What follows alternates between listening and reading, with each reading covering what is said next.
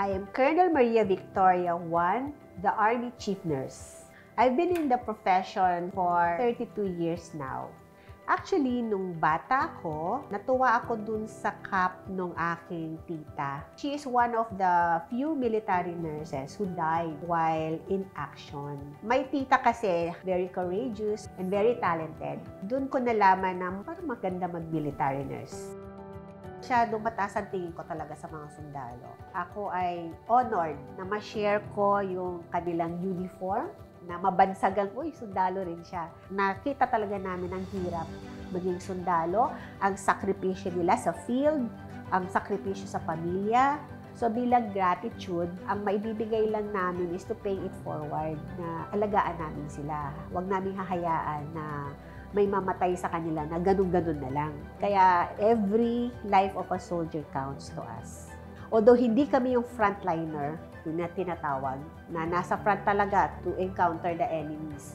But we see to it na itong mga nasa harap ay malakas ang pwersa. Kasi kung wala kami, malalagas lang yan. Pero dahil nandito kami sa likod, pinapalakas namin ang pwersa ng frontliner. Yun ang pinakamalaking contribution namin dito sa country. Unang goal ko is dapat zero preventable combat deaths. Like yung extremity hemorrhage. Yung hemorrhage na dahil sa dinugo ka ng todo-todo hanggang sa naubos because of a wound on your extremity. Dapat walang ganun. Kasi highly preventable yon. Ang kailangan lang talaga, proper training, tsaka proper equipment. And the equipment is just a simple tourniquet, hemostatic agent, and kahit nga elastic bandage lang eh. Yung talagang gagawa nun yung mga sundalo themselves. Kasi dun mangyayari na pwede maubusan ng dugo. Kaya dapat zero ngayon. Kasi pag may isa lang, ibig sabihin, kulang sa training o kaya kulang sa gamit. Pangalawang goal ko ay yung ma-minimize o ma-reduce yung incidence ng lifestyle-related diseases. Again, that is highly preventable. Also, only beyond our control kasi. We could only teach, but then the responsibility of your own health lies with the soldiers themselves, diba? Kahit paano turo ko, kung ayaw namang inumin, kung ayaw gawin, ayaw mag-exercise, wala tayong magagawa. We can do that una by awareness, pangalawa by health teaching, ano ba dapat gawin. So, the rest is up to the soldiers themselves.